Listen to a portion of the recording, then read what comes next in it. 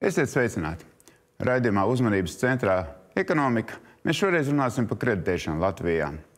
Kreditēšana ir ekonomikas izaugsmes veicināšanai ļoti būtisks sastāvdaļa. Protams, ja kredītus ņem nevis patēriņām, bet tiešām tādos projektos, kuri veicina šo izaugsmi. Mums ir virkne ļoti konkrēti jautājumi. Mēs arī sagaidām ļoti konkrētas atbildes no raidījuma dalībniekiem. Kredīti kļūst lētāki, bet vai tie kļūst pieejamāki? Kreditēšanas pieaugums atbilst valsts izaugsmes vajadzībām vai ne? Un vēl, vai varbūt jāveicina fiksēto procentu likmi hipotekāriem kredītiem piemērošana. Daudzās valstīs ir fiksēti, un tad ir cilvēki pasargāti no kredīta procentu izmaiņām. Mums studijās šodien Vestards Rozenbergs, Latvijas nekustamā īpašuma darījuma asociācijas Lanīda un Investēta valdes loceklis. Labdien! Sandrs Straume, akcijas sabiedrības Rietumu banka valdes loceklis. Sveicināti! Un Andris Kulbergs, Saeimas deputāts, pārstāv apvienoto sarakstu un ir auto asociācijas prezidents. Pirms mēs sākam runāt par tēmu, paskatīsimies video.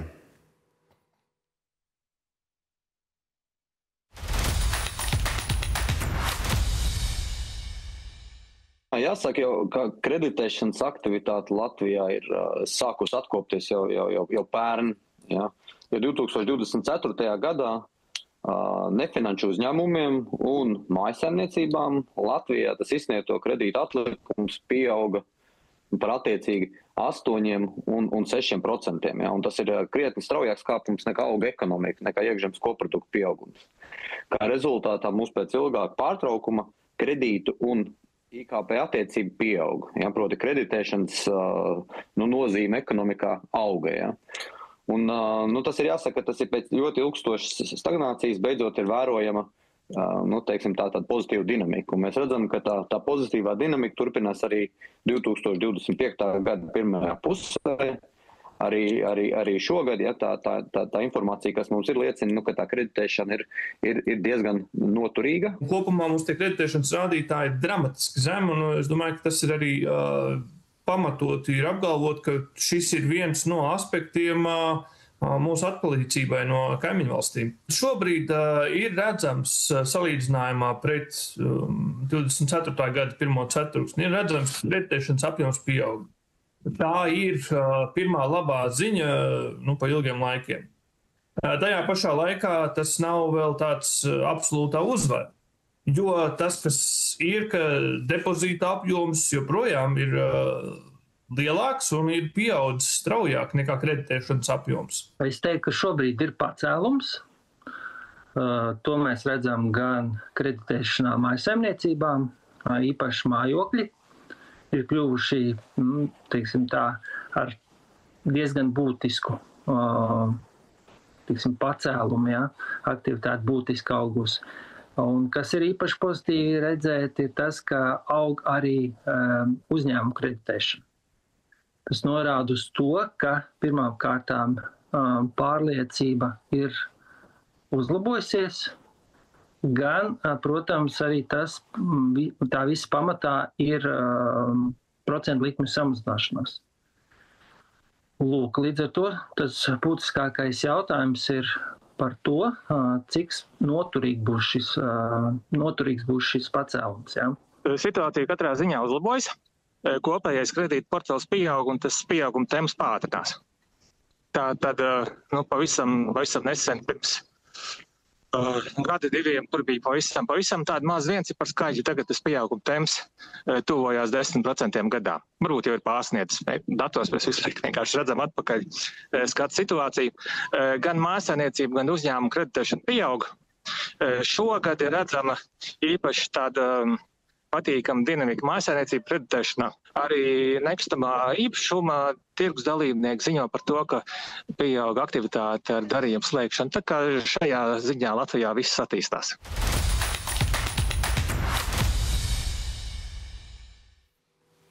Jā, eksperti un amatpersonas jau iezīmē virkni no jautājumiem, kurus mēs šodien apspriedīsim, bet tas, ko mēs redzam, Euribors ir samazinājis likmi, jau vairāk kārt kredīti kļūst lētāk, vai tie kļūst pieejamāki? Bankas pārstāvjiem viens jautājuši. Vai bankas ir motivētas konkurēt, piedāvāt kredītus vairāk? Jā, bankas noteikti ir motivētas konkurēt. Un vispār kredīta pieejamība būtībā ir atkarīga no tādiem 3 galvenajiem faktoriem. Pirmais un tas zināmākais, protams, ir procentu likmes. Tās tagad iet uz leju, skaidrs, ka kredīti paliek lētāk, tātad pieejamāki, jo mazāk jāmaksā būs atdodot šo kredītu un tā. Bet papildus tam ir ļoti svarīgs faktors pašu aizņēmēju kredītspēja. Spēja tātad kredītu paņemt un viņa atmaksāt, spēja veiksmīgi realizēt projektus. Un tas jau ir atkarīgs no ekonomikas kopējās izaugsmes un situācijas un visvairāk no šiem te uzņēmēju pašu spējām un prasmēm. Un tur ir ļoti svarīgs faktors ir investīcijas, jo katram uzņēmumam vajadzīgs kapitāls. Lai uzņēmums varētu kreditēties, viņam ir nepieciešams arī kapitāls, tātad investīcijas. Un šajā ziņā gan mums ir situācija švakāka nekā, piemēram, Lietuvā vai Igaunijā. Ja mēs paskatāmies, kādi ir rādītāji, piemēram, uzņēmumu kredītiem uz vienu iedzīvotāju valstī, tad Igaunijā tie ir 1,5 reizi lielāki nekā Latvijā. Un arī tiešās ārvalstu investīcijas tieši tāpat korelē 148%. Tātad tas ir ļoti svarīgs faktors, lai vispār uzņēmums spētu attīstīties un vispār spētu ņemt kredītus. Trešais faktors ir regulējošās prasības, jo pieejamība lielā mērā ir atkarīga no tā, kādas kredītus vispār bankas drīkst iesniegt un kādas nedrīkst. Un tā spēja pašiem tur lemt un uzņemties kaut kādu risku ir zināmā mērā ierobežota. Jo bankas apsaimnieko noguldītāju naudu, ne jau tikai savu naudu bankas aizdod, bet noguldītāju. Un bankas svēts pienākums ir rūpēties par šīs naudas drošību, par tās saglabāšanu, un tāpēc visi kredīti ir jāizsniedz ļoti rūpīgi, uzmanīgi izvērtējot riskus, un šī riska izvērtēšana ir ļoti smalki reglamentēta gan Latvijas bankas noteikumos, gan likumos, gan arī Eiropas regulās.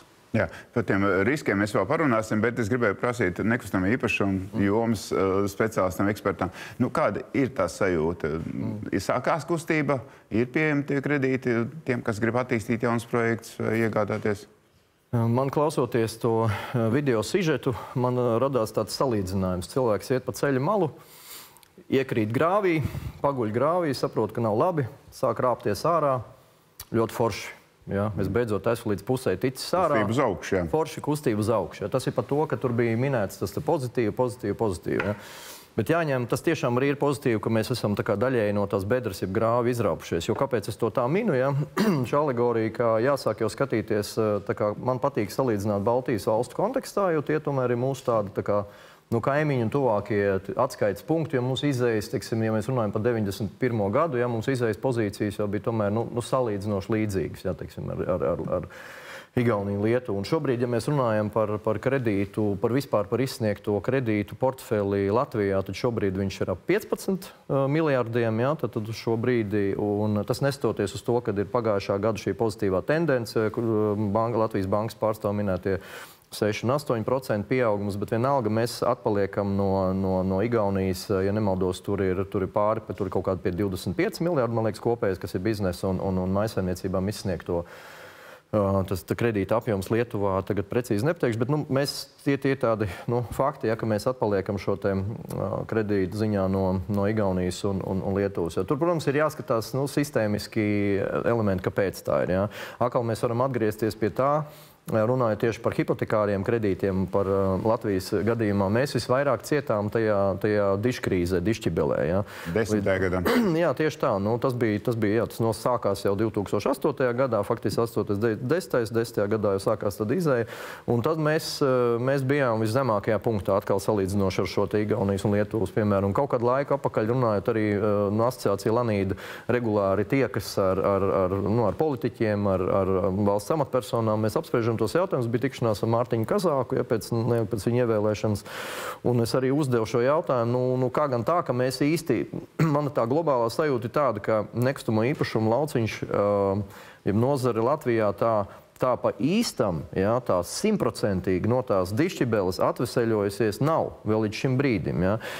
Toreiz bija arī tā kredīta dalīšana, pirms tās dišķibeles bija nekritiska tā kredīta dalīšana. Tas ir pie tiem jautājumiem, kāpēc tas bija, ja, pie cēloņa. Jā, bet to kā atskaites punktu mēs tā diezgan uzmanīgi varam attiecināt. Tas ir, jā, tāpēc, ka, protams, ka bija tajā laikā bija mežonīgie rietumi kreditēšanā, ja bankas deva pat 105% no nekustamā īpašuma, ja tas loan to value, ja, tad nekustamā īpašuma vērtība kredīts 105, kādam nācās, tad faktiski tā bija atbildība lielā mērā uz banku pleciem, ja, jo bankas bija mūsu cilvēki, mūsu tauta iedzīvotāji tajā brīdī nebija tās pieredzes. Bet par šo brīdi mēs runājam. Kāpēc es to saku? Un toreiz tie sarunā ar Latvijas bankas vadītāju bija runa, ka viņš, diemžēl tā ir tā vēsturiskā pieredze, ja, un tā atmiņa, ka ģimenēs vēl, teiksim, ja, tad ir jaunā paudze, tagad, kur būtu gatava startēt, bet viņš kāds saka, paga uzmanīgi, ja, mums ir slikti pieredze. Par to uzmanīgi mēs vēl turpināsim pēc brīdiņa, bet, politiķim jājautā, kā tas nākas, ka tā Latvijas pirktspēja, kredīta ņemšanas spēja ir, atpaliek no Lietuvas un Igaunijas līdzīgas situācijas uzņēmumiem un privātpersonām. Es jau domāju, ka ļoti labi jau parādīja dati, un to, ko kolēģi pateica, neatkārtošos, bet ļoti liela korelācija Latvijā ir par to, cik tas kredīts maksā. Tas tāpatās, kā cilvēki Rimī iepērkās ar dzeltenajām atlaižu, teiksim, cenām fokusēs, tā arī šeit kredīts. Cilvēks ļoti sensitīvs Latvijā pret cik izmaksā kredīts, cik tā maksa mēnesī. Bet izmaksā jau tāpat apmēram. Mēs redzam, ka šobrīd vienkārši tā aktivitāte ir dubultojusies pret pagājušo gadu, pret 2027. gada janvāri, kad bija viszemākais, kad visaugstākais Eiribors bija, tagad ir zemākais Eiribors ar vislielāko aktivitāti, 82 miljonu mēnesī izsniegt pret 34. Tātad Eiribors būtiski ietekmē, ir būtisks faktors kredīta ņemšanā. Tas ir stimuls galvenais. Bet tas viens no bet mums ir jāsaprot tas, kad kāds ir arī kredīta ņēmējs. Un tā ir lielākā problēma. Es domāju, Latvijā tā ir milzīgākā problēma pats ņēmējs. Pirmkārt, es ar kolēģi banķieru runāju, kad bija šī gada sākumā bija tāda aptauja uzņēmējiem, 120 uzņēmumi bija aptaujāti. Cik no viņiem plāno investēt savā attīstībā? 20%. Tad 20% tikai atbildēja, ka viņi plāno. Tātad vēlme ņemt kredītu vai attīstīties ir arī nespēja. Viņi saprot, ka viņi nevar. Tas ir viens, bet problēma ir tāda, ka tā godīgi pēc visiem standartiem, tādiem dzelžainiem, labs klients Latvijā ir tikai 200-300 uzņēmumi. Kas ir kristāli klāri pret banku. Tas ir liela daļa valsts pēc tam, ja? Mums lielākā problēma ir uzņēmuma stāvoklis, kredīt spēja paņemt kredītu vai negatīvs paškapitāls. Otrs, 85% no iedzīvotājiem nav uzkrājumi. Viņi dzīvo no konta mēneša algas līdz algai. Tad inflācija ir apēdusi arī šo iespēju viņam atlikt un maksāt šo kredītu. Ir 13% sabiedrības pieder praktiski viss 11 miljardi, kas stāv kontos privātpersonām. Ja? Un tā ir tā problēma. Tie 11 miljardi pirmkārt nekustās. Ja, tas ir, un šaurai nišai ir tam, kas pieder. Tāpēc spēja paņemt kredītu ir galvenā problēma no tāda ilgtermiņa viedokļa. Jo uzņēmumi, kas arī paņēmuši kredītus, ja mēs paskatāmies, ir tikai tāda vidēji 3 gadu kredīti. Un tie ir īstermiņa kredīti. 3 gadu nenozīmē, mēs ieguldam baigā ražošanā, attīstībā uz priekšu. 3 gadu tas ir tāds patēriņa kredīts, kā šobrīd attīstīsies. Tātad mēs redzam, ka netiek ieguldīts, lai attīstītos ražošana. Sektori, kas ražo jau ir, vai kas ņem kredītus, ir ļoti, tie būvniecība, koka rūpniecība, mežsaimnieki, mežnieki un vienkārši rūpniecības sektors, kas pēc būtības stagnē. Un tāpēc es domāju, ka mums ir tas pret 3 Baltijas pārējām valstīm mums jāsaprot to, ka mūsu ekonomika pie tās kāpuma, IKP kāpuma, viņa neattīstās. Un bankas jau šobrīd, es domāju, ir gan aktīvākas palikuši un savā starpā konkurence ir palielinājusies, bet tās faktors, kādā stāvoklī vai kādā medicīniskā veselības stāvoklī ir kredītņēmējs, ir problēma. Jā, es arī bankas pārstāvjiem gribēju jautāt. Es lasīju, Reuters ziņo, ka Eirozonas bankas šobrīd ierobežo pieeju kredītiem uzņēmumiem. Tiek prognozēts, ka šie ierobežojumi turpināsies 25. gada pirmajos mēnešos. Tāda būtība ir tāda, ka tās prasības pēc visām šīm pārmaiņām ir diezgan stingras arī bankām. Jūs pats to pieminējāt. Tā pašā laikā tas spēles laukums ir jau šaurs, tāpēc, ka ir tā pirktspēja diezgan zema. Un tad faktiski sanāk, ka bankas tiešām konkurē par tiem dažiem desmitiem, dažiem simtiem uzņēmumu, kas varētu kreditēt, kurus varētu kreditēt, lai būtu attīstība. Un kā tā situācija ar jūsu prasībām? Jūs nekreditējat pārsvarā privātpersonas, es saprotu, ne pārsvarā uzņēmumus. Jā, mēs specializējamies uz lieliem vidējiem uzņēmumiem. Kā reiz mums ļoti interesē un patīk tāda projekta, kas saistīta ar attīstību, ar lielu pievienotās vērtības radīšanu. Jo tie paliek valstī. Valsts faktiski izaugsme tiek veicināta līdz ar šādiem kreditētiem. Jo šobrīd arī šāda kreditēšana ir visperspektīvākā, jo šobrīd ir grūti laiki, ekonomikā stagnācija un nevar vairs tā kā bija treknajos gados, kad mēs atceramies pirms pārdesmit gadiem, pirms šīs te dišķibeles. Katrs otrais gribēja būt uzņēmējs, varēja ieķīlāt savu pļaunieku dzīvoklīti, paņemt kredītu, mašīnu nopirkt, lai visi redzam. Jā, un cerēt, ka viņš pēc pāris gadiem būs divreiz vērtīgāks, to varēs pārdot un būs baigais bizness.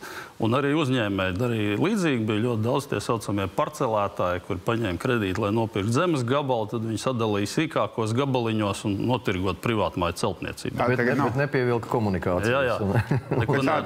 Un tagad tāds primitīvais bizness vairs nav iespējams, tagad ir grūti laiki, un tagad reāli tiešām ir iespējams kreditēt tādus uzņēmumus un tādus projektus, kuri ir ilgtspējīgi, kuri nesīs lielāku pievienoto vērtību. Tas ir eksports, tā ir ražošana, tās ir augsti apmaksātas darbvietas. Mēs kā Rietumbanka tieši ļoti labprāt šādus klientus arī vēlamies redzēt. Bet jūs arī esat spiest arī analizēt viņu? Protams, un tāpēc mums tas klientu skaits nav īpaši liels. Mums tas mērķa auditorija ir tā no 5 līdz 30 miljonu liela kredīta, bet mēs varam izsniegt 50 un 60 miljonus. Jo, kā es teicu, tie ierobežojumi, viņi principā lielākā daļa no visiem ierobežojumiem ir vienādi visā Eiropas Savienībā. Teiksim, lielo riska darījumu limits ir tāds Eiropas regulās noteikti. To nevar mainīt ne Latvijas banka, ne Latvijas valdība. Neviena banka, nevienam klientam nevar izsniegt vairāk vienās rokās kā 25% no savu kapitāla. Un, ja kapitāls ir, teiksim, 360 miljoni, kā Rietumbankai, tad mēs varam konkurēt arī ar lielajām bankām. Bet, ja tā banka ir vietēja, kur ir maziņa un viņai tur kapitāls 20-30 miljoni, tad jūs paši varat izreikināt. Bet, kas attiec uz lielajām starptautiskajām bankām, tur ir cita problēma. Viņām, protams, kapitāls ir milzīgs, bet viņām ir standartizēta vienota kārtība, retail produkti, lemšana bieži vien jāsaskaņo kaut kur ārzemēs pie mātēm un vecām mātēm. Ja, bet, ja banka ir vietēja, neatkarīga Latvijas banka, tad tā lemšana ir daudz fleksiblāka. Mēs esam elastīgāki, mēs paši varam izdomāt risku mazināšanas metodus. Protams, mēs ļoti rūpīgi vērtējam katru kredītu, jo, kā jau es teicu, bankai ne tikai nav vēlmes, bet nav arī tiesība izsniegt kaut kāds nepārdomāts, neapdomīgs kredītus, jo gluži vienkārši, ja tas notiks, kas nākamajā dienā uzreiz atnāks Latvijas bankas pārbaude, konstatēs, ka šis kredīts ir izsniegts nepienācīgi novērtējot riskus, pieprasīs izveidot milzīgus uzkrājumus, kas uzreiz apēdīs visu kredīta darbības laikā gūstamo peļņu pa vairākiem gadiem, un plus vēl uzliks varbūt arī sodi, ja riska pārvaldība nebūs pienācīga. Mēs ļoti pieskārāmies svarīgam punktam, un tieši AML prasības un riska, AML departaments bankā šobrīd ir kļūst lielāks par pārdošanas departamentu, diemžēl. Un šī te izvērtēšana vai no dišķibeles laikiem uzliktais sloks policista funkcija bankām ir milzīga un nepamatot. Un viņi nav izvērtēti. Mēs runājam par citiem apstākļiem, kur mēs jau esam izslaucījuši ārā no Latvijas visu to, kas varbūt nebija pareizais, bankas darbības modelis, bet šobrīd policiskā funkcija palikusi. Es runāju ar savu labu draugu, kurš bankā strādā augstā pozīcijā, un es domāju, jūs arī to varat apstiprināt, kad ir uzlikta risku. Tad, ja gribam riskantāku klientu izvērtēt, iedot riskantākam klientam, kas būtu nākošais solis, jo tie, kā jau es minēju, tie klienti jau ir ne tik tīri un ne tik klāri priekš bankas procedūras. Automātiski bankas valde, kas izvērtē kredītdošanu, personīgi atbild ar 5 miljoniem eiro. Tā ir problēma. 5 miljoni eiro jums nav kabatā. Ja? Kā privāta personas, kā personas. Rezultātā jūsu vēlme dot riskantam ir praktiski nē. Viņš atbildē priekš kam? Ar ko? Šveices banķierim tā ir varbūt gada alga, bet Latvijas banķierim tā ir, teiksim, tas risks ir milzīgs. Jā, es domāju, ka Šveices banķieris arī negribētu atdot. Un tā ir galvenā problēma, dot šos kredītus tā, teiksim, izvērtēt brīvāk, skatīties uz tiem uzņēmumiem varbūt ar lielāku optimismu par nākotni. Tā ir tiešākā problēma. Bankas personīgi nevēlas jau dot šos kredītus dēļ šī riska. Mums ir kādas pāris minūtes palikuši līdz šīs sadaļas beigām. Gribētos pielikt punktu uz skaidrību par šo pirmo sadaļu. Kredīti kļūst lētāk, vai tie ir pieejamāki? Jūs jā vai ne? Jā. Es teiktu, ka formāli jā, bet ir šī problēma, ko jau Andris tikko ļoti labi iezīmēja saistībā ar AML. Jā. Tad no vienas puses ir tā, ka bankas jau šo te piedāvājumu virza, saka, jā, ir pieejamāk, bet tas skaistuma konkurss ir tagad daudz striktāks. Jā? Un tāpēc arī cilvēki arī viena daļa nekvalificējās, un vēl ir tāda problēma pat arī par dēļ šīm te, es uzskatu, arī nesamierīgiem AML prasībām. Mēs esam zaudējuši vienu daļu vispār tātad klientu Latvijas bankām, kur ir migrējuši uz visādām maksājuma platformām, jā, ar Lietuvas licenzēm un Lielbritānijas un tā tālāk, jā, gan privātpersonas, gan uzņēmumi, jā, palielinās konkurence, bet arī tas, ka viņi šeit ir nevēlami. Banka var atsūtīt, piemēram, vēstuli par to, ko tu esi darījis pirms 10 gadiem, kad vispār tie normatīvi bija citādi, ja, un par to tev var, teiksim, slēgt kontu un palūgt aizvākt. Es saku tieši skarbi, ja, kā ir. Pavisam īsi par šo jautājumu. Pieejamāk likt jautājumu zīmi, jā vai ne? Pieejamāk ir, bet mazliet, jo šeit, kā jūs teicu, procentu likuma mazināšanās dēļ, jā, tas ir mainījies, bet pašu klientu kredītspēja dēļ investīciju trūkuma nav īpaši mainījusies, tāpat tās arī ierobežojošie visi regulējumi. AML jomā tagad, es ceru, mums būs uzlabojumi, jo mums ir manīvāla pētījums, noslēdzies rudenī, mēs uzzināsim rezultātus, un es ceru, ka tie būs ļoti labi. Un tāpēc es domāju, ka tur mazliet, tad mums ļaus uzelpot. Jā, ļaus uzelpot. Labi. Es domāju, ka kredīta piedāvājums ir uzlabojies krietni, bet klientu lokus jau, kā es minēju, nav palielinājies. Tad tiem pašiem klientiem vienkārši piedāvājums, un tā ir lielākā problēma. Nav mūsu spēja piedāvāt vairākam lokam. Es atceros vēl vienu lietu, man liekas, ka ir ļoti būtiski tas, kad ir tagad tā kredīta migrācija atvieglotā, ko cilvēki sāk izmantot no šī gada sākuma. Mēs redzam, ka kaut kur 2500 kredīti janvārs, februārs, pirmie mēneši ir restruktūrēti, ja, tāpēc, ka dēļ tā, ka tagad ir atvieglota tā kredīta pārēja uz citu banku, un tas ir ļoti labs moments. Un arī tas, ka bankas tagad var reklamēties, ja, tagad arī ar savus finanšu šos piedāvājumus. Tas, man liekas, ir tagad mums jāpaskās reklāmu, pēc tam mēs runāsim par to, kam tad ņemam kredītus, un varbūt tas procentu likums varētu būt daudz stabilāks nākotnē. Pēc reklāmas.